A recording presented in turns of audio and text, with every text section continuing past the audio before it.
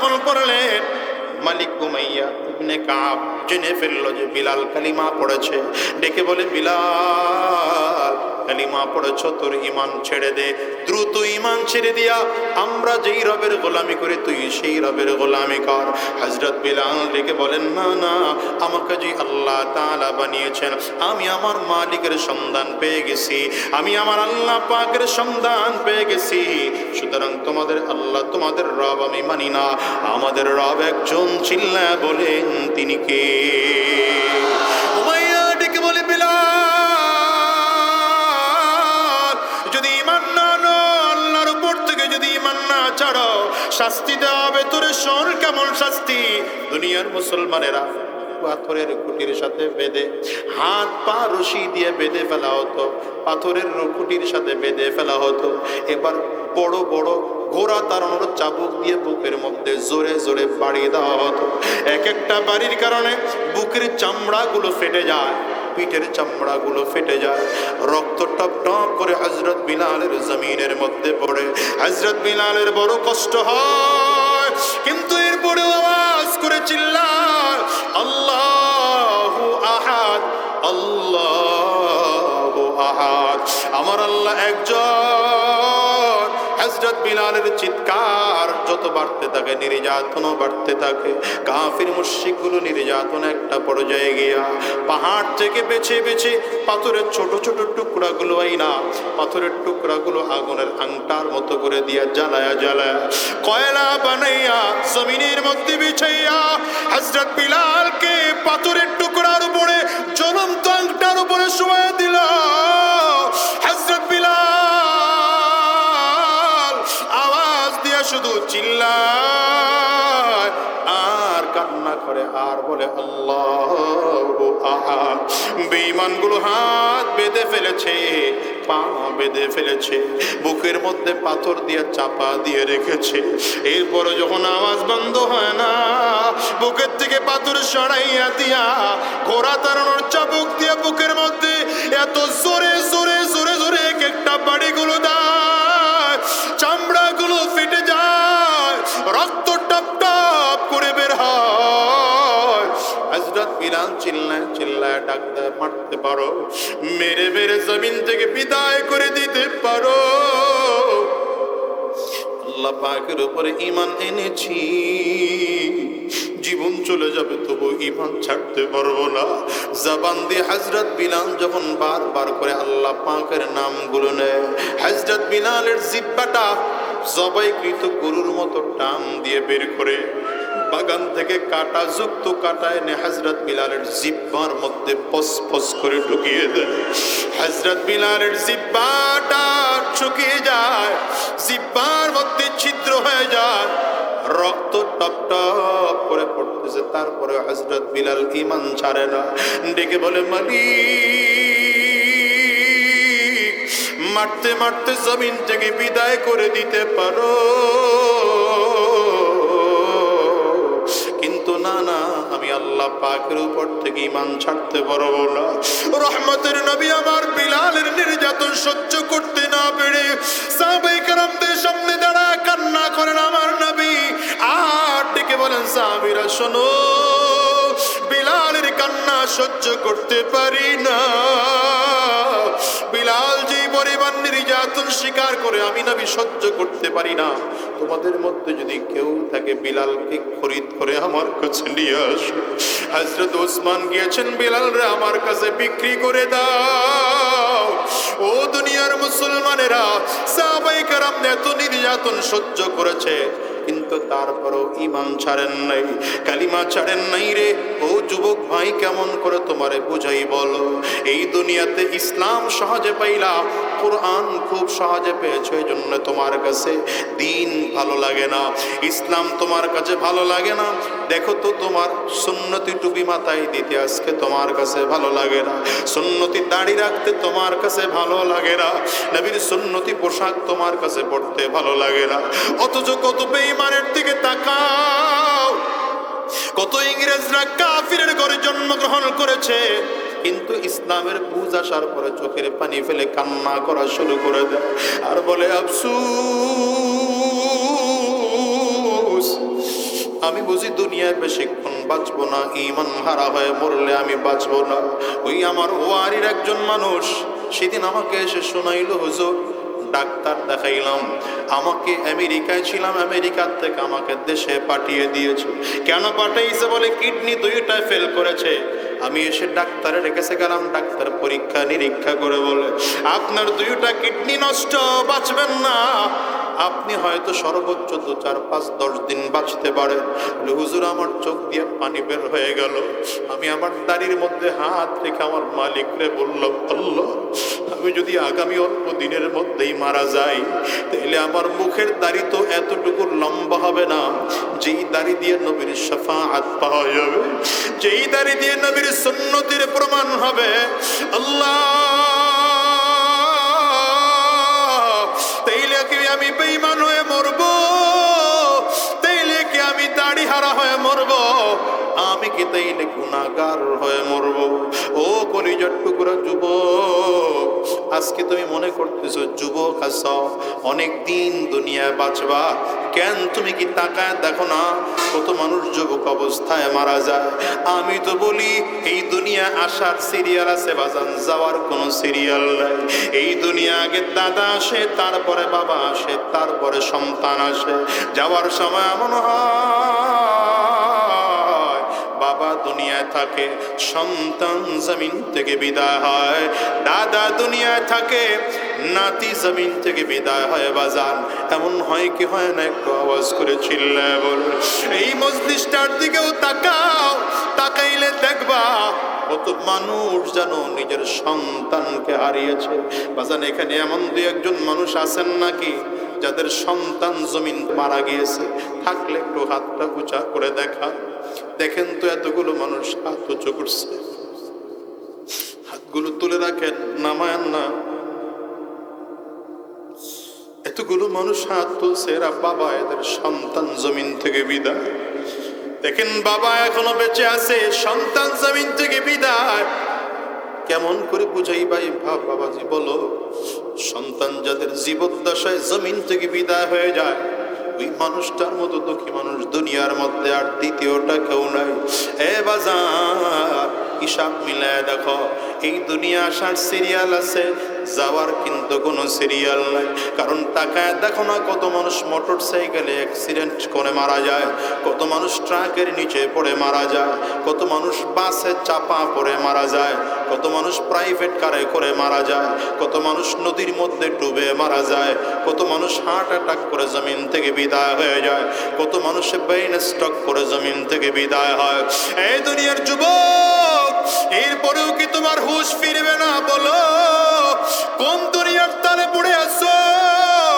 এই দুনিয়ার তালে আর রং তামাশায় পড়ে আমার মালিক ভুলে গেছো, আল্লাহ ভুলে গেছো, দিন ভুলে গেছো, ঈমান ভুলে গেছো। সাবধান, কবর কিন্তু বারবার বারবার বারবার করে বলে, আনা বাইতুল জুলমা, আনা বাইতুল ওয়াহদা, আনা বাইতুত তুরাব। কবর বলে আমি বড় অন্ধকার ঘর, আমি একা একির ঘর, আমি পোকা মাকড়ের ঘর। কবর বলে আমি মাটির ঘর, আমার কাছে সাথী নাই বাতি নাই, দুনিয়ার কোনো কিছুই নাই। কবরে সাপ বিচ্ছু দিয়ে ভরা, আরে গুনাহগারের জন্য সাপ কবরে হা করে ফানা ধরে তাকাইয়া থাকবে, গুনাহগারের জন্য বিচ্ছু তাকাইয়া থাকবে। এত বিষ নবী আমার বলেন, ওই সাপ যদি দুনিয়ার মধ্যে একবার হাওসি ছাড়তো, গোটা দুনিয়ার মধ্যে আর কোনোদিন ফসল হতো না। ওই সাপে যদি একবার গুনাহগারের কামড় লাগায়, 70,000 বছর পর্যন্ত বিষ কমবে না। এর দুনিয়ার যুবক, কোন তালে পড়ে এখনো সুদের কারবারে লিপ্ত হয়ে গেছো? বলো, কোন তালে পড়ে এখনো ঘুষের কারবারে লিপ্ত আছো? দিলটাকে নরম করে দাও, আর চোখের পানি ফালাও, আর মালিকরে বলো, আল্লাহ ওই অন্ধকার কবর বড় ভয়ঙ্কর, কারণ কবরের ডানেও মাটি, বামেও মাটি, সামনেও মাটি, পেছনেও মাটি, উপরেও মাটি, নিচেও মাটি, কবরে শুধু মাটি আর মাটি। গুনাহগারের লাশ যখন কবরের মধ্যে রাখা হবে, কবর দুই দিক দিয়ে এত জোরে চাপ মারবে, এক পাজরের হাড্ডি কিন্তু আর এক পাজরে নিয়ে পৌঁছাইয়া দিবে। বাজানরে অনুরোধ করে গেলাম, সাবধান, হারাম রাস্তা ছেড়ে দাও, শয়তানি রাস্তা ছেড়ে দাও, গুনাহের পথ ছেড়ে দাও, ঈমানের পথে চলো, দ্বীনের পথে চলো। আর ওয়াদা করে বিদায় হও, যতদিন আল্লাহর এই জমিনে থাকবো হারাম রাস্তায় কদম বাড়াবো না, শয়তানি রাস্তায় কদম বাড়াবো না, গুনাহের পথে কদম বাড়াবো না। মালিকের কাছে ওয়াদা যদি করতে চাও, দুইটা হাত উঁচা করে আমার আল্লাহরে দেখাও, আওয়াজ দিয়ে চিল্লায়া জোরে ডাক দাও আল্লাহ, আরো জোরে চিল্লায়া বলো আল্লাহ। চোখে যদি পানি না আসে, কান্নার ভান ধরে আমার মালিকরে আওয়াজ দিয়ে ডাক দাও না আল্লাহ। জাহান্নামের আযাবের কথা স্মরণ করে ডাকো না আল্লাহ, কবরের আযাবের কথা স্মরণ করে চিল্লায়া ডাক দাও না আল্লাহ, নিজের গুনাহের কথা স্মরণ করে ডাকো না। আব্বা আম্মা কারো নাই, আব্বা আম্মার কথা স্মরণ করে জোরে চিল্লায়া ডাক দাও না আল্লাহ। সবাই মিলে বলো আল্লাহ,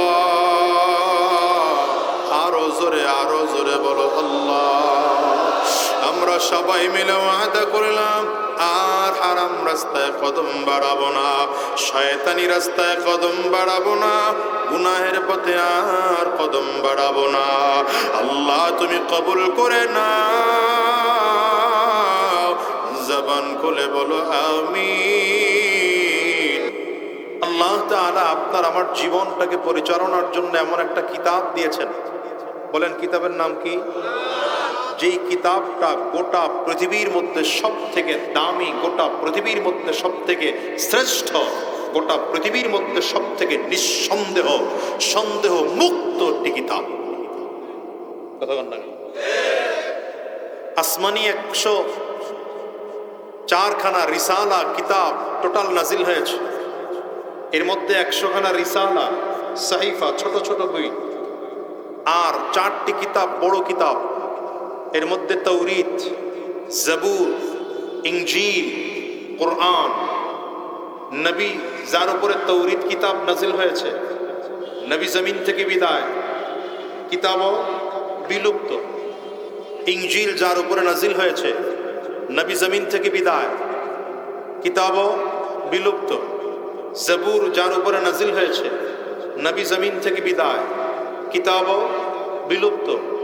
কিন্তু কোরআনুল করিম আমার আপনার নবী সরওয়ারে দু আলম জনাবে মুহাম্মদুর রাসূলুল্লাহ সাল্লাল্লাহু আলাইহি ওয়াসাল্লামের উপরে নাজিল হয়েছে।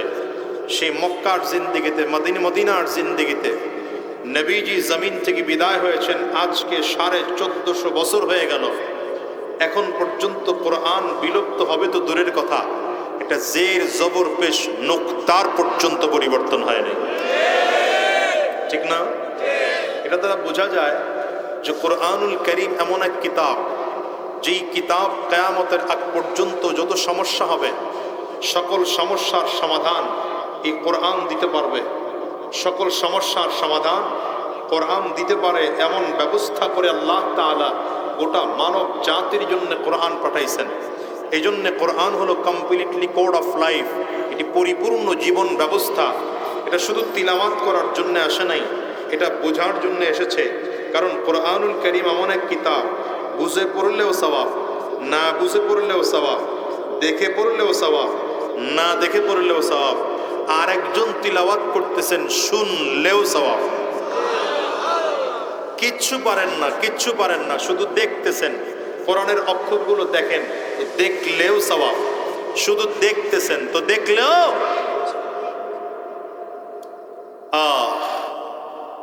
এই জন্যে এই কোরআন আল্লাহ তাআলা নাজিল করলেন 1450 বছর পর্যন্ত একটা জের জবর পেশ নুক্তার পরিবর্তন করা লাগছে।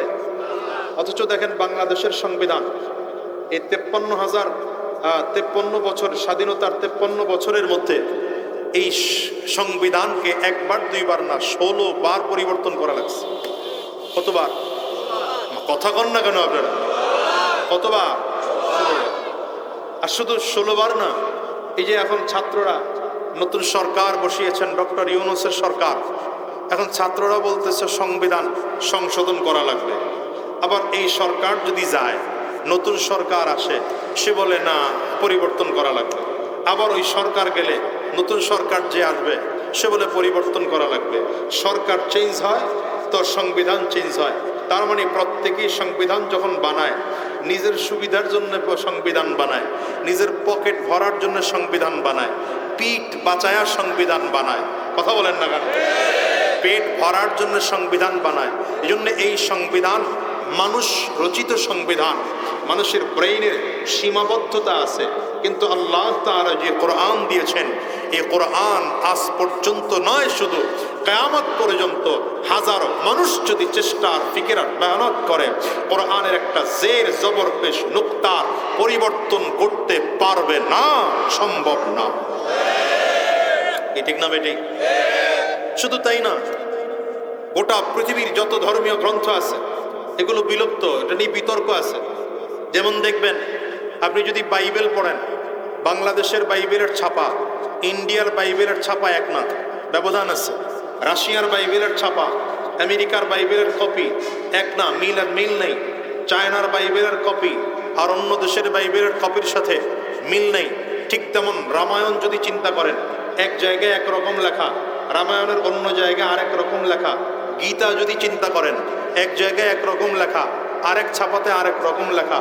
মহাভারত যদি চিন্তা করেন, জিন্দাবেস্তা যদি চিন্তা করেন, দিবানিকা যদি চিন্তা করেন, এই সব ধর্মীয় গ্রন্থগুলোর একটার সাথে আরেকটার মিল নেই। কিন্তু কোরআনের দিকে তাকান, বিভিন্ন কোম্পানি কোরআন ছাপায়, কোনো কোম্পানির কারণে কোরআনের একটা আয়াতের পরিবর্তন হয় নাই, জের জবর পেশ নুক্তার পরিবর্তন হয় নাই।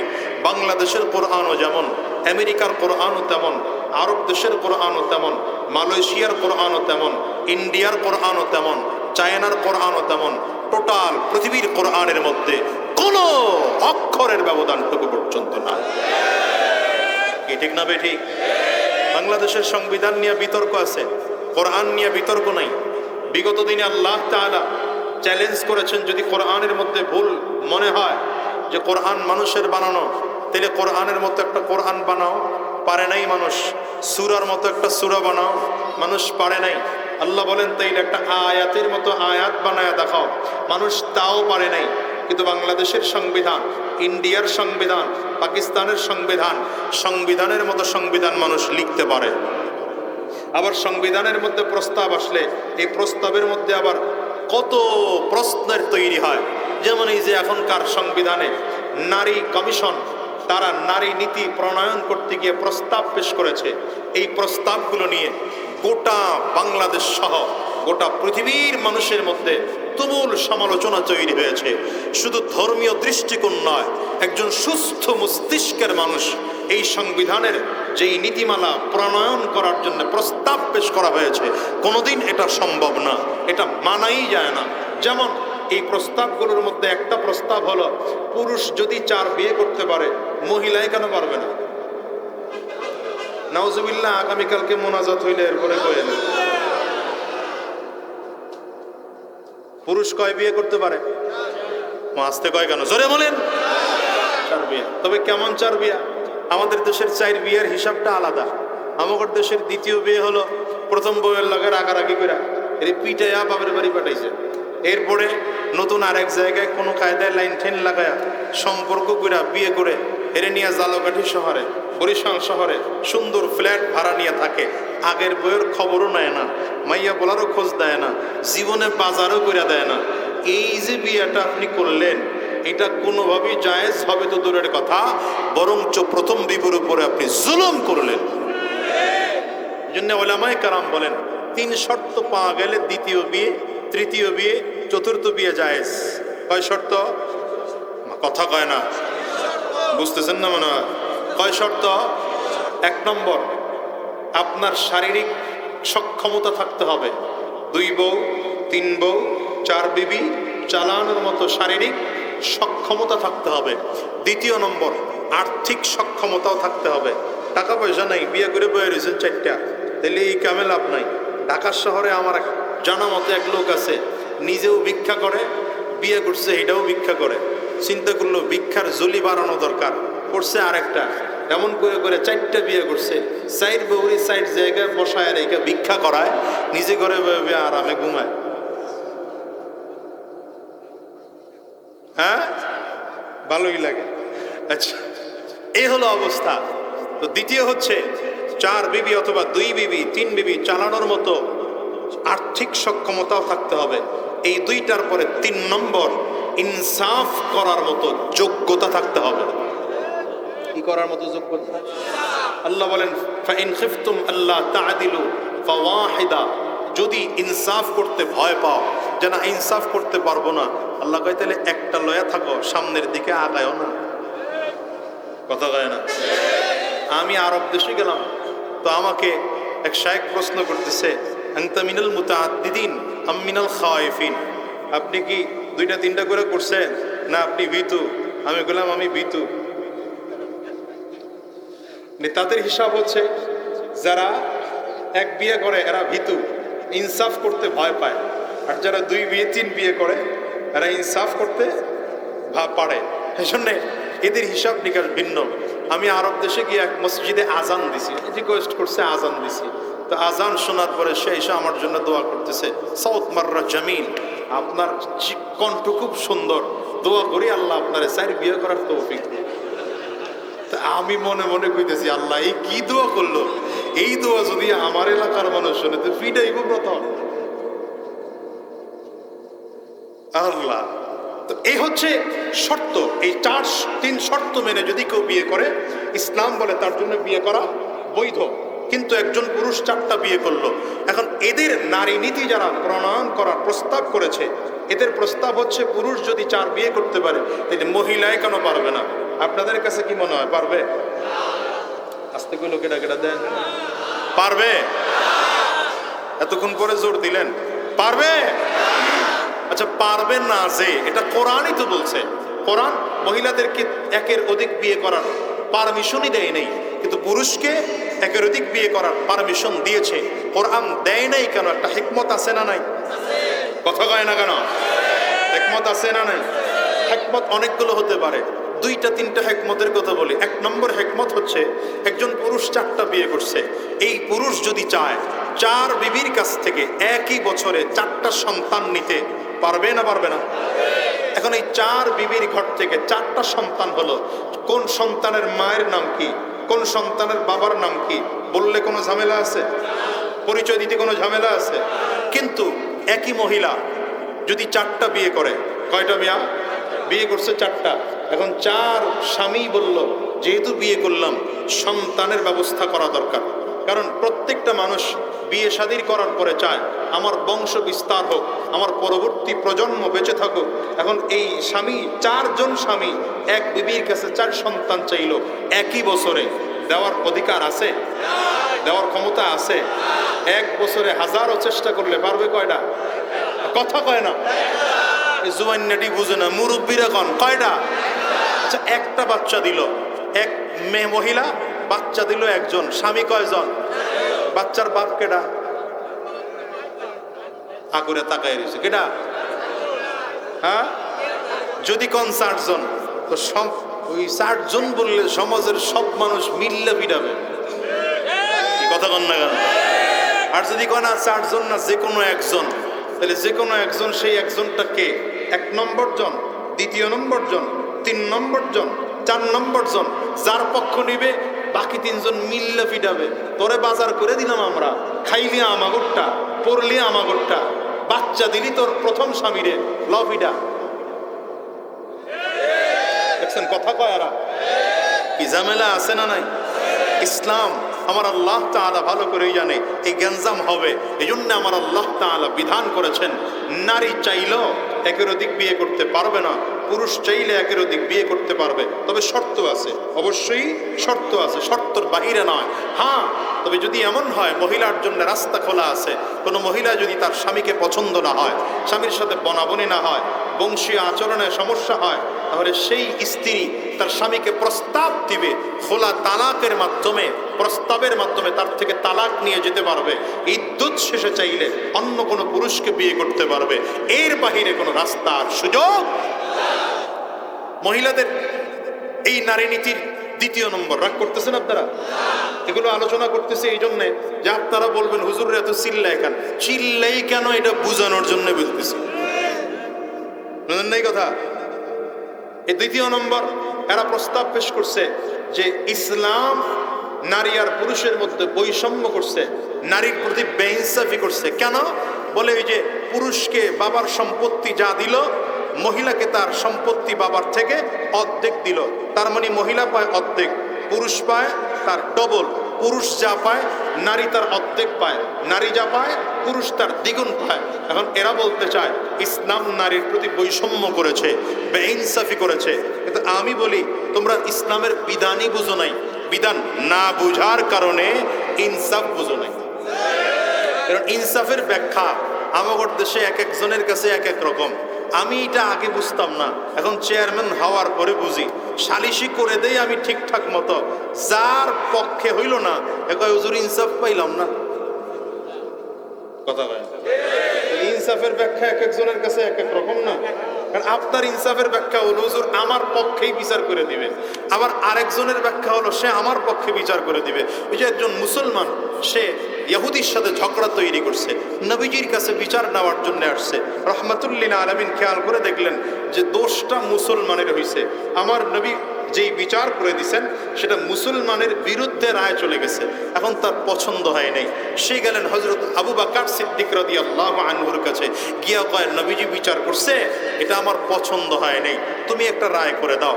আবু বকর সিদ্দিক কয় এটা আমার দ্বারা সম্ভব না, নবীর বিরুদ্ধে গিয়ে আবার নতুন করে রায় দেব, তুমি ওমরের কাছে যাও। কার কাছে? হযরত ওমরের কাছে গেলে পরে কয় কি হলো? কয় নবী বিচার করছে, এটা পছন্দ হয় নাই, আমাকে আরেকটা পছন্দের রায় করে দেন। নবীর পরে রায় চাও? বলে হ্যাঁ। তো সে রায় আমি ওমর করব? বলে হ্যাঁ। তাহলে দাঁড়াও। বাসায় গেছেন, তরবারি নিয়ে আসছেন, কল্লার উপরে ধরে জমিন থেকে কল্লা ফেলে দিয়ে বললেন এটা হলো নবীর পরে যদি ওমরের বিচার চাও, এটা ওমরের বিচার। ইনসাফের ব্যাখ্যা এক একজনের কাছে এক এক রকম। এই জন্যে ইনসাফ, আল্লাহ কি বলে ইনসাফ করেছেন এটা হলো বিষয়। সেই বিষয় কি? আল্লাহ তাআলা পুরুষকে কিছু দায়িত্ব দিয়ে পাঠাইছেন, নারীকেও কিছু দায়িত্ব দিয়ে পাঠাইছেন। পুরুষকে কি দায়িত্ব দিয়েছেন? একজন পুরুষের দায়িত্ব হলো 6টা। কোন কয়টা? একজন পুরুষের অধীনস্থ যারা আছে, পুরুষের অধীনস্থকে, যেমন একজন পুরুষের অধীনস্থ তার বিবি, তার মেয়ে, তার ছেলে, তার মা হতে পারে, তার বাবাও হতে পারে, তার ভাই হতে পারে, তার চাচা হতে পারে। অধীনস্থ যারা, এদের ব্যাপারে ইসলাম বলে একজন পুরুষের দায়িত্ব হচ্ছে 6টা। বলেন কয়টা? 1 নম্বর অধীনস্থদের ব্যাপারে খাদ্যের ব্যবস্থা করা, 2 নম্বর বস্ত্রের ব্যবস্থা করা, কাপড় চোপড়ের ব্যবস্থা করা, 3 নম্বর বাসস্থানের ব্যবস্থা করা, 4 নম্বর শিক্ষার ব্যবস্থা করা, 5 নম্বর চিকিৎসার ব্যবস্থা করা, 6 নম্বর নিরাপত্তার ব্যবস্থা করা। কয়টা? মনে থাকবে? কথা মনে থাকবে? 1 নম্বর অন্ন, বলেন 1 নম্বর খাদ্য, খাদ্য মনে থাকবে এটা, খাদ্য। 2 নম্বর বস্ত্র, 3 নম্বর বাসস্থান, 4 নম্বর চিকিৎসা, 5 নম্বর শিক্ষা, 6 নম্বর নিরাপত্তা। এই 6টা দায়িত্ব পুরুষের। মহিলার দায়িত্ব কি? মহিলার দায়িত্ব হলো 5টা। মহিলার 1 নম্বর দায়িত্ব সৃজনাল অসুস্থ হওয়া। সব বয়সী মানুষ আছেন, ইশারায় বুঝে নেবেন। 1 নম্বর কি বলেন? সৃজনাল অসুস্থ হওয়া। 2 নম্বর সন্তান গর্ভে ধারণ করা। 3 নম্বর সন্তান জন্ম দেওয়া। 4 নম্বর সন্তান লালন পালন করা। 5 নম্বর স্বামী এবং নিজ সংসার দেখাশোনা করা। কয়টা? বলেন কয়টা? 1 নম্বর সৃজনাল অসুস্থতা। করে তাকায় আছে, শ্রোতা ভালো না, আমার ছাত্র ভালো না আজকে। 1 নম্বর বলেন কি হওয়া? সৃজনাল অসুস্থ। মাহফিল তো খালি শুনতে হয় মিয়া, সুর ভালো হইলো কি হইলো না এটা করেন, ওয়াজ কি করে এটা শুনা যান মিয়া, দিলের কান দিয়ে শুনা এটা বাস্তবায়ন করার ফিকির করেন। 1 নম্বর কি বললাম? সৃজনাল অসুস্থতা। 2 নম্বর সন্তান গর্ভে ধারণ করা। 3 নম্বর সন্তান জন্ম দেওয়া। 4 নম্বর সন্তান লালন পালন করা। 5 নম্বর স্বামী এবং নিজের সংসার দেখাশোনা করা। এখানে দেখেন সন্তান সম্পৃক্তই তিনটা দায়িত্ব মায়ের। এক নম্বর সন্তান গর্ভে নেওয়া, সন্তান জন্ম দেওয়া, সন্তান লালন পালন করা। যেহেতু এই তিনটা দায়িত্ব মায়ের সন্তান সম্পৃক্ত, এই জন্য নবীজি মায়ের কথা তিনবার বলছেন। কবার বলছেন? বাবা গর্ভেও নেয় না, বাবা সন্তানকে প্রসবও করে না, তো লালন পালনের ক্ষেত্রে বাবা একটু সহযোগিতা করে। লালন পালন বাবাই করে না, কারণ বাবার গায়ে পেশাব করে দিলে মেজাজ গরম হয়ে যায়, বাথরুম করে দিলে মেজাজ গরম হয়ে যায়। বাবাই কি করে? ল্যাকটোজেন কিনে দেয়, ওইটু কি বলে প্যাম্পাস না কি কয়, ডায়পার কিনে দেয়, নয়তো একটু সহযোগিতা করে আর কি। বাচ্চার পোশাক আশাক কিনে দিল, মাঝে মাঝে একটু আদর করে নেয়, চুমো টুমো দেয়, যদি মুইতে দেয় তো ফালাই দিয়ে জায়গা। কথা কয় না? এই যে বাবা লালন পালনের ক্ষেত্রে একটু দায়িত্ব পালন করলো, এই জন্য আল্লাহর নবী বাবার কথা শেষে গিয়ে 4 নম্বরে বলছেন তোমার বাপ। সাহাবী যখন প্রশ্ন করেছেন মান আহাক্কু বিহুসনি সাহাবাতি ইয়া রাসূলুল্লাহ, হুজুর আমার সবথেকে উত্তম ব্যবহার পাওয়ার অধিকার কে রাখে? নবী বলেন উম্মুকা। সাহাবী বললেন সুম্মা মান। নবী আবারও বললেন উম্মুকা। সাহাবী আবারও বললেন সুম্মা মান। নবী বললেন উম্মুকা। সাহাবী বললেন সুম্মা মান। চতুর্থবারে গিয়ে নবী বলেন আবুকা, তোমার বাবা। 3 বার তোমার মা। যাই হোক, এই যে মহিলার দায়িত্ব কয়টা বলেন? 5টা। পুরুষের দায়িত্ব কয়টা? আপনারা কিন্তু মুখস্থ রাখতে পারতেছেন না, যা বুঝতেছেন। কয়টা? এই পুরুষের দায়িত্ব পালন করতে গিয়া মহিলার দায়িত্ব পালন করতে গিয়ে মহিলার শুধু জান কষ্ট হয়, জানের কষ্ট হয়, মাল খরচ হয় না, সম্পদ খরচ হয় না। কি খরচ হয়? শুধু জান। জান সিজনাল অসুস্থতায় শারীরিক কষ্ট হয়, সন্তান গর্ভে নিলে শারীরিক কষ্ট হয়, সন্তান জন্ম দেওয়ার সময় শারীরিক কষ্ট হয়, সন্তান লালন পালন করতে গেলে শারীরিক কষ্ট হয়। এই ভাই, এই বয়ে পড়েন, বয়ে পড়েন। হ্যাঁ, কেন এটা না, কি কাম চলতেছে আপনি বুঝেন নাই? খুব জরুরি কথা চলতেছে, ঘাড়ও ঘুরাইবেন না। ঘা ক্লাস ছোট হইলে, ছাত্র কম হইলে বুঝাইতে সুন্দর হয়, এটা একটা ভালো দিক। বয়েন, ভালো করে বয়েন। খুব ঠান্ডা মাথায় কথা কইতেছি, অল্প সময় শেষ করবো ইনশাআল্লাহ। কারণ আপনাগর যারা বিরক্ত হইতেছেন, আমি আপনাগর থেকে বেশি বিরক্ত, আসলেই বেশি বিরক্ত। কারণ ফজরের পরে ঘুমাইছি মাত্র 2.5 থেকে 3 ঘন্টা, এই ঘুমিয়ে এতটুকু হয়েছে, এরপর আর ঘুমাইতে পারি না। এরপরে প্রোগ্রাম আরেকটা আসলে ওইটাই গেছি, সারাদিন পরিষদ শেষ করে এখন আবার এই আইলাম, চলতেছে এটা। যাক, কি বললাম জানো? মহিলার যে 5টা দায়িত্ব আছে, 5 দায়িত্ব পালন করতে গেলে তার খরচ হয় শুধু জান। বলেন কি খরচ হয়? তো পুরুষের যেই 6 দায়িত্ব আছে, পুরুষের 6 দায়িত্ব পালন করতে গেলে তার জানও খরচ হয়, মালও খরচ হয়। বলেন কি খরচ হয়? জানও খরচ হয়, মালও খরচ হয়। এবার তাইলে হিসাব করেন, মহিলার 5 দায়িত্ব পালন করতে গেলে পুঁজি লাগে কয়টা? দেখছেন কয়টা? শুধু জান। পুরুষের পুঁজি লাগে কয়টা? যেহেতু পুরুষের ডবল, মহিলার অর্ধেক, তো বাবার সম্পত্তিও পুরুষ পাবে ডবল, মহিলা পাবে অর্ধেক। কথা কন না কেন? এখন মহিলাদেরকে আল্লাহ তাআলা এই একদিক থেকে শুধু অর্ধেক কমায়া দিছে। আচ্ছা, ভিন্ন দিকে খেয়াল করেন তো, মহর পুরুষের জন্য বাধ্য করেছেন যে যখন বিয়ে করবা স্ত্রীকে মহর দিবা, কিন্তু কোনো মহিলার জন্য বলা হয় নাই স্বামীকে মহর দেওয়ার জন্যে। এখানে ইসলাম মহিলাকে জিতিয়ে দিয়েছে। আবার শুধু তাই না, একজন মহিলার ব্যাপারে দায়িত্ব দিয়েছে, একজন সন্তান হলো, তো এই সন্তান হওয়ার পরে বাবার দায়িত্ব হলো এই সন্তান মেয়েটাকে লালন পালন করে অন্ন পাত্রস্থ করার আগ পর্যন্ত তার যত প্রয়োজন আছে সব প্রয়োজনগুলো বাবা নিজ দায়িত্বে পূরণ করবে। যদি বাবা না থাকে ভাই পূরণ করবে, যদি বিয়ে হয়ে গেল তো স্বামী পূরণ করবে, স্বামী নাই তো সন্তান পূরণ করবে, সন্তান নাই তো আবার ভাই পূরণ করবে, ভাই নাই তো বাবা পূরণ করবে। একজন মহিলার দেখাশোনা করার মতো মাহরাম কোনো মানুষ যদি না থাকে, সেই ক্ষেত্রে সরকার দেখাশোনা করবে, এটা দায়িত্ব। কি কথা বল না কেন? শুধু তাই না, ইসলামের বিধান হচ্ছে নারীদেরকে আল্লাহ তাআলা বানিয়েছেন এমনভাবে, দেখেন দুনিয়াতে, গোটা দুনিয়াতে 2টা হচ্ছে সব থেকে বড় সম্পদ। এক হচ্ছে সন্তান, আরেক হচ্ছে টাকা পয়সা। এক হচ্ছে অর্থ, আরেক হচ্ছে সন্তান। একজন মানুষের বিশাল অর্থ আছে, সন্তান নাই। কি কথা বল না কেন? বড় দুঃখী মানুষ। আবার কিছু মানুষের সন্তান আছে, সম্পদ নাই, দুঃখী মানুষ। এই জন্য আল্লাহ তাআলা 2 সেক্টরে 2জন লোক নির্ধারণ করছেন। দুইজন লোককে আল্লাহ দুইভাবেই তৈয়ার করছেন। পুরুষকে আল্লাহ বানাইছেন দুনিয়ার বাহিরে রাস্তায় ঘুরে ঘুরে ভ্যান চালাবে, রিক্সা চালাবে, ঠেলাগাড়ি চালাবে, মজুরি দিবে, কামলা দিবে, ধান খেতে ধান কাটবে, রোদে পড়ে কাজ করবে, মাথার গাম পায়ে ফেলে কষ্ট আর মেহনত আর শ্রম করবে, এরপরে পরিবারের জন্য সম্পদ উপার্জন করে নিয়ে আসবে। আর মহিলাকে আল্লাহ তাআলা নরম শরীর দিয়ে বানিয়েছেন, নরম কণ্ঠ দিয়ে বানিয়েছেন, নরম মেধা দিয়ে বানিয়েছেন, নরম বুদ্ধি দিয়ে বানিয়েছেন।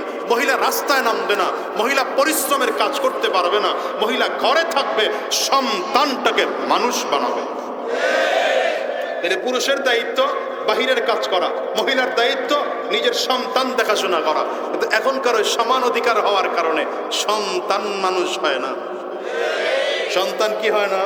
মানুষ হয় না। কারণ স্বামীও চাকরি করে বা স্ত্রীও চাকরি করে। সন্তান মানুষ হইতেছে কার কাছে?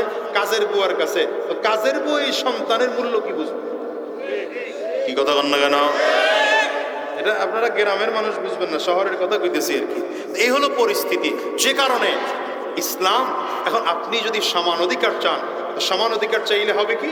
সমান অধিকার চাইলে আপনাকে পুরুষকেও মহিলার মতো, মহিলাকেও পুরুষের মতো ভ্যান চালাইতে নামাবেন, মহিলাকেও পুরুষের মতো রিক্সা চালাইতে নামাবেন, মহিলাকেও পুরুষের মতো ওই ঠেলা গাড়ি চালাইতে নামাবেন, মহিলাকেও পুরুষের মতো রাস্তার কাজ করতে নামাবেন, মহিলাকেও পুরুষের মতো 50 কেজির বস্তা মাথায় দিয়ে বলবেন নিচতলা থেকে 5 তলায় উঠো। মহিলাকেও বলবেন সিমেন্টের কাজ করতে, মহিলাকেও বলবেন কাঠমিস্ত্রির কাজ করতে, মহিলাকেও বলবেন রাজমিস্ত্রির কাজ করতে। আরে যদি এটাই করেন তাহলে মহিলাকে সমান অধিকার দেওয়া হয় না, বরঞ্চ মা বোনদের প্রতি জুলুম আর নির্যাতন আর অত্যাচার করা হয়। ঠিক না বেঠিক বলেন? ইসলাম বুঝাইতে চায়, ইসলাম বুঝাইতে চায় নারী এক সম্মানের। নারী যখন মা হবে কলিজা ভরা মোহাব্বত আর সম্মান পাবে। নারী যখন মেয়ে হবে কলিজা ভরা ভালোবাসা পাবে, কলিজা ভরা আদর পাবে। নারী যখন স্ত্রী হবে তো স্বামীর কলিজা ভরা জীবনের সবটুকু ভালোবাসা উজাড় করে তাকে ভালোবাসবে। নারী যখন স্ত্রী হবে স্বামী নারীর দিকে তাকালে স্বামীর কলিজা ঠান্ডা হয়ে যাবে। নারী যখন মা হবে সন্তান মায়ের দিকে তাকালে সন্তানের কলিজা ঠান্ডা হয়ে যাবে। নারী যখন কি বলে মেয়ে হবে মেয়ের চেহারার দিকে তাকালে বাবার কলিজা ঠান্ডা হয়ে যাবে। নারী যখন বোন হবে ভাই বোনের চেহারার দিকে তাকালে কলিজা ঠান্ডা হয়ে যাবে। কিন্তু আমাদের সমাজের নারীদেরকে সমান অধিকার দিয়া রাস্তায় নামানোর কারণে এখন আর ঘরের মধ্যে শান্তি নেই। এখন স্বামী বিবির দিকে তাকাইলে শান্তি লাগে না, বরঞ্চ অশান্তি তৈরি হয়। কি কথা বলেন না কেন? অশান্তির মূল গোড়া নারীকে আল্লাহ যে দায়িত্ব দিয়ে পাঠিয়েছেন, আপনি সেই দায়িত্ব নারীকে দিয়ে আদায় করেন নাই, তার চেয়ে বেশি দিয়া জুলুম করেছেন। আচ্ছা এবার বলেন জুলুম কেন বললাম? জুলুম বললাম এই জন্যে, নারীর যেই 5টা দায়িত্ব, এই 5 দায়িত্ব চাইলে কোনো পুরুষ পালন করতে পারবে? বলেন না, বলেন না, বলেন না। পারবে?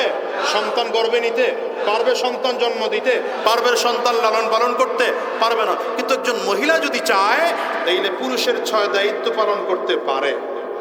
কথা কয় না? এখন আপনি মহিলার কোনো দায়িত্ব নিতে পারবেন না, কিন্তু আপনার দায়িত্ব মহিলার প্রতি চাপায় দিয়ে কইবেন সমান অধিকার। এটা সমান অধিকার হইল না মহিলার প্রতি নির্যাতন করা হলো? এই জন্য ইসলাম বলে সমান অধিকার নয়, পৃথিবীতে কারো দ্বারা কোনোদিন সমান অধিকার দেওয়া সম্ভব না। দিতে হবে ন্যায্য অধিকার, আর ইসলাম নারীদেরকে ন্যায্য অধিকার দিয়েছে। কি অধিকার? সমান অধিকার না ন্যায্য অধিকার? যেমন দেখেন এই যে আপনার আমার মধ্যেও সমান অধিকার নাই আছে? যে স্টেজে যারা বসছেন আমার থেকে যোগ্যতা সম্পন্ন আলেম, আমার থেকে টাকাওয়ালা, আমার থেকে এলেম ভালো, আমার থেকে যোগ্যতা ভালো, কিন্তু দেখেন ওনাদেরকে বসানো হয়েছে স্টেজে, চেয়ার টেয়ারও দেওয়া হয়নি। আমার ওই ওপার থেকে আইনা চেয়ার দেওয়া হয়েছে, মাউথ স্পিকার দেওয়া হয়েছে। এখন আপনারা যদি রাগ করেন মিয়া হুজুরে আনছেন ওই পার থেকে, আবার আইনা চেয়ারও দিছেন মাউথ স্পিকারও দিছেন, আমা করে চেয়ার দিলেন না, মাউথ স্পিকার দিলেন না। সমান অধিকার কথা কয় না, এই যুক্তি চলবে? কিন্তু এরা কেউ রাগ না। কেন রাগ না? কারণ হলো যদিও সমান অধিকার নাই কিন্তু ন্যায্য অধিকার আছে। ন্যায্য অধিকার বলতে যিনি বক্তা হবেন তার একটা চেয়ার থাকবে, যিনি বক্তা হবেন তার সামনে মাউথ স্পিকার থাকতেই হবে, নয়তো কথা শোনা যাবে না।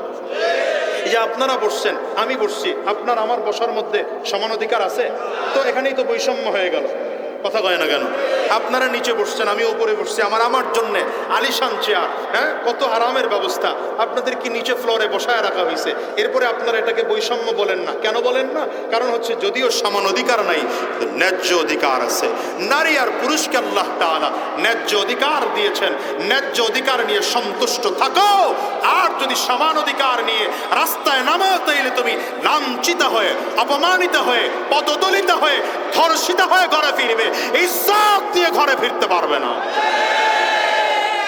দেখেন নাই তসলিমা নাসরিন? এই নারী নীতির আরেকটা কথা, এতদিন বলতে গেলে সময় লম্বা লেগে যাবে। আমার মামাই কই, মামাই কই গেছে গা? না না না, বেশি সময় নেওয়া যাবে না, খুব অল্প সময় শেষ করে দেব। নারী নীতির আরেক প্রস্তাব হলো নারীদের প্রস্তাব, মন আমার, দেহ আমার, সিদ্ধান্ত আমার।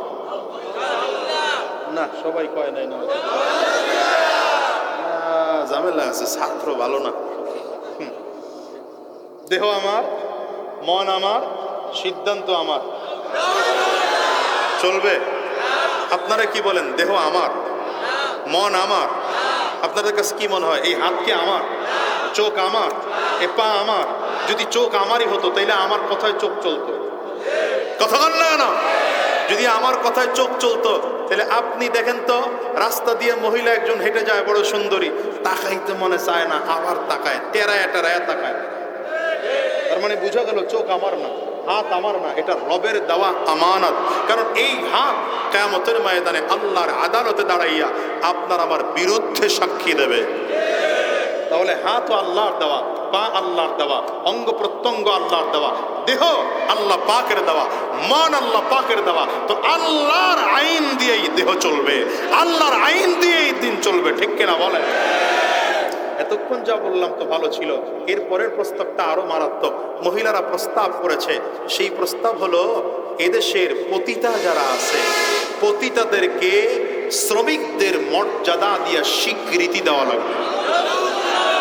নাউজুবিল্লাহর পাওয়ার কিন্তু ভালো হয় না। আরো জোরে আওয়াজ করে জোরে বলেন। আচ্ছা, পতিতাদেরকে কি দেওয়া লাগবে? স্বীকৃতি দেওয়া লাগবে, শ্রমিকের স্বীকৃতি দিতে হবে। আচ্ছা, আমি বলতে চাই, এই স্বীকৃতি পড়ে দেন আপনাদের এলাকার চেয়ারম্যান সাহেবের কাছে। যদি এই এলাকার চোরে গিয়া কয় চোর চোর চোর, চোর চিনেননি? কি চোর কেডা? মসজিদের ইমাম সাহেব। কথা কয় না তো? আপনারা তো এই চোরগুলোরই ধরে ধরে মেম্বার বানান, চেয়ারম্যান বানান, আপনাদের তো দোষ আছে। কথা কন না কেন? হুজুর করে যদি কোনোদিন বানায়ও বানান, আফসোসের ঠেলায় বাঁচান না। আরে খাওয়ান সব বন্ধ হয়ে গেল। দেখছেন ঠিকের পাওয়ারে বোঝেন নাই যে কায়দা কি?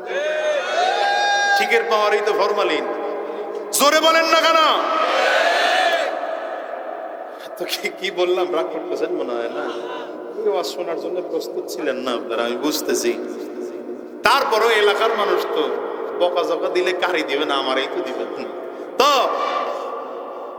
এই পতিতাদেরকে স্বীকৃতি পড়ে দেন। আগে বলেন, এই চোর গিয়া চেয়ারম্যান সাহেবের কাছে বললো, চেয়ারম্যান সাহেব, আমি যে চুরি করি, আমার এটা শ্রমিকের মর্যাদা দিয়া বৈধতার স্বীকৃতি দেওয়া লাগবে। আমি চুরি করলে কেউ আমার মারতে পারবে না, পিটাইতে পারবে না, বরঞ্চ এটা আমার সম্মান সূচক কাজ। দিবে চেয়ারম্যান সাহেব? স্বীকৃতি দিবে চোরের? যদি দিয়াও ফলায় টাকা টোকা খায়, কারণ টাকা খাইলে তো হয়ে যায়। কথা কয় না? ৫,০০০ টাকা দিলেই দেখবেন সালিশি ডাইনেরটা বামে গেছে গা, বামেরটা ডাইনে গেছে গা। যদি এমন হইয়াই যায়, ওই চেয়ারম্যানের ফিডের চামড়া থাকবে? ডাকাত যদি এইসব বলে আমার ডাকাতের স্বীকৃতি দেওয়া লাগবে, হবে? ডাকাতের স্বীকৃতি হয় না, চোরের স্বীকৃতি হয় না, বেশ্যাবৃত্তির স্বীকৃতিও এ বাংলাদেশে হতে পারে না, ঠিক কিনা? আজ করে বলো। সর্বোপরি কথা, প্রস্তাব দিয়েছে কে? গুটি কয়েক নাস্তিক। প্রস্তাব দিয়েছে কারা? গুটি কয়েক পতিতা আর চরিত্রহীনা মহিলা। এদেশে লক্ষ মা বোনেরা আছে, কোটি মা বোনেরা আছে, যে মা বোনরা এদেশে হাফিজে কোরআন জন্ম দিয়েছে। এমন মা এদেশে আছে যে মা বোনেরা আল্লাহ ওয়ালাদেরকে জন্ম দিয়েছে। আরে আমার এ বাংলাদেশে তো এমন মা আছে যেই মা শর্ষিন্নান নিসার উদ্দিনের মতো মহারথী জন্ম দিয়েছে। এমন মা এদেশে আছে যেই মা কায়েদ সাহেব হুজুরের মতো মানুষ জন্ম দিয়েছে। এমন মা এদেশে আছে যেই মা মোকামিয়ার হাসান সাহেবের মতো মানুষ জন্ম দিয়েছে, এমন মা এদেশে আছে হাফিজি হুজুরের মতো মানুষ জন্ম দিয়েছে, এমন মা এদেশে আছে মুফতি ফজলুল হক আমিনীর মতো মানুষ জন্ম দিয়েছে, এমন মা এদেশে আছে আল্লামা শাহ আহমদ শফির মতো মানুষ জন্ম দিয়েছে, এমন মা এদেশে আছে আল্লামা জুনাইদ বাবুনগরের মতো মানুষ জন্ম দিয়েছে, এমন মা এদেশে আছে কুতুবুল আলম সৈয়দ ফজলুল করিমের মতো মানুষ জন্ম দিয়েছে, এমন মা এদেশে আছে যেই মা আল্লামা মামুনুল হকের মতো মানুষ জন্ম দিয়েছে, এমন মা এদেশে আছে মুফতি সৈয়দ ফয়জুল করিমের মতো মানুষ জন্ম দিয়েছে, এমন মা এদেশে আছে পীর সাহেব চরমনের মতো মানুষ জন্ম দিয়েছে। এই মায়েরা কোটি কয়েক বেশ্যার কথায় চলতে পারে না। কি কথা বলেন না কেন? তোমার ইজ্জত না থাকতে পারে, আমার মায়ের ইজ্জত আছে। তোমাদের ইজ্জত না থাকতে পারে, আমার বোনের ইজ্জত আছে। তোমাদের ইজ্জত না থাকতে পারে, আমার স্ত্রীর ইজ্জত আছে। তোমাদের ইজ্জত না থাকতে পারে, আমার সন্তানের ইজ্জত আছে। সুতরাং তোমাদের মতো চরিত্রহীনা মহিলাদের প্রস্তাবে আমি আমার সন্তান চালাবো না, আমি আমার বিবি চালাবো না, আমি আমার মাকে চালাবো না, আমি আমার বোনকে চালাবো না। একমাত্র কারা হাত তুলে দেখাও।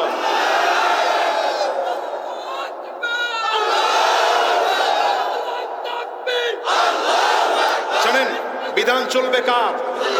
বলেন, বিধান চলবে কার? আঙ্গুল উঁচা করে চিল্লায় জোরে জোরে জোরে আওয়াজ করে দেহ কার? দেহ কার? কার দেওয়া? সুতরাং বিধান চলবে কার? মানে আপনি যদি বলেন 1450 বছর পরে এসা আমি আগের ওই বিধান টিধান মানি না, তার মানে হচ্ছে আপনি আবিষ্কারকের থিওরি মানতে চান না। এই যে মাইক চলতেছে দেখেন, এই মাইক বানানেওয়ালার একটা থিওরি আছে না নাই? কি থিওরি? মাইক বানানেওয়ালার থিওরি হলো যে মেশিনটা আছে এমপ্লিফায়ার, ওই মেশিনটা এক সাইডে থাকবে অথবা সামনে থাকবে অথবা পেছনে থাকবে। এই মেশিন থেকে তার আছে, এই তারটা বের হয়ে কারেন্টের মধ্যে লাগবে। কথা বল না? এরপরে মাউথ স্পিকারগুলো বক্তার সামনে থাকবে, হরেনগুলো সব উপরে উপরে থাকবে। এখন আপনি যদি বলেন 50 বছর আগে মাইক আবিষ্কার হয়েছে, এই 50 বছর পরে আইসা ডিজিটাল যুগে ডক্টর ইউনুস সাহেবের যুগে আমি আগের থিওরি দিয়ে দেশ চালাবো না, কি বলে মাইক চালাবো না, আমি এখন মাইক চালাবো ভিন্ন থিওরিতে। মাউথ স্পিকারগুলো খুলে গুলো সব স্কুলের ছাদে, আর হরেনগুলো সব বক্তার সামনে, এমপ্লিফায়ারটা বক্তার সামনে রেখা তার দুইটা বক্তার বুইরা আঙ্গুলের দুই পায়ে পেঁচাই দিব, মাইক চলবে। কথা কান না কেন? কেন চলবে না? কেন চলবে না? আবিষ্কারকের থিওরির সাথে মিল নাই। আবিষ্কারকের, বলেন না, আবিষ্কারকের থিওরির সাথে মিল নেই। আবিষ্কারকের থিওরির সাথে মিল না রেখা আপনি যত চেষ্টা করবেন, মেহনত করবেন, ফিকির করবেন, কোনো জিনিসকে আপনি চালাতে পারবেন না।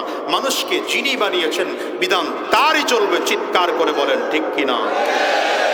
ইন্নাদ-দীনা ইনদাল্লাহিল ইসলাম, ইন্নাদ-দীনা ইনদাল্লাহিল ইসলাম, ومن يبتغ غير الإسلام دينا فلن يقبل منه وهو في الآخرة من